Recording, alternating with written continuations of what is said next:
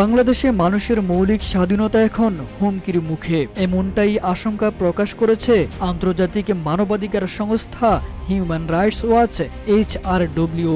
সংস্থাটি বলেছে, অন্তর্বর্তী সরকারের সাম্প্রতিক আইন ও সিদ্ধান্ত নাগরিক স্বাধীনতা সংকুচিত করছে এবং রাজনৈতিক মত প্রকাশের অধিকার ক্ষুণ্ণ করছে।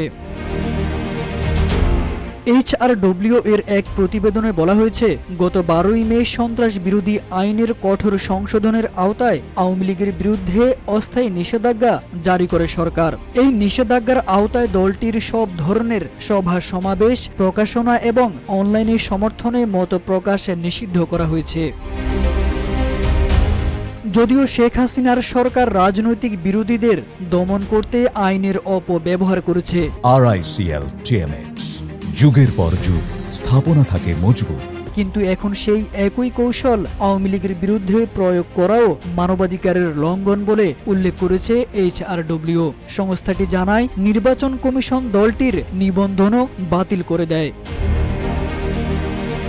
সরকার যে গুম বিরোধী খসড়া আইন প্রণয়ন করেছে তা আন্তর্জাতিক মানবাধিকার মানদণ্ড পূরণ করে না জানিয়ে প্রতিবেদনটি বলছে, পাশাপাশি অতীতে ঘটে যাওয়া রাষ্ট্রীয় গুমের ঘটনার জবাবদিহিতা নিশ্চিত করার ক্ষেত্রেও এই আইন অপ্রতুল।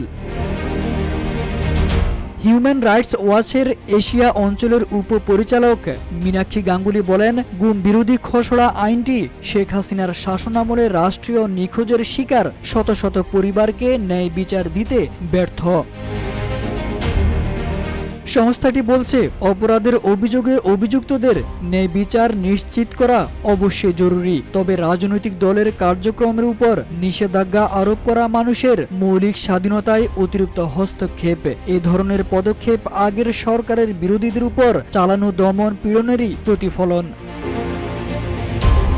এই নিষেধাজ্ঞার মাধ্যমে আওয়ামী লীগের সমর্থক গোষ্ঠীর বাক স্বাধীনতা চরমভাবে খর্ব করা হয়েছে। দলটি বাংলাদেশের স্বাধীনতার আগ থেকেই সক্রিয় রাজনৈতিক শক্তি হিসেবে ভূমিকা রেখে এসেছে বলে জানায় HRW।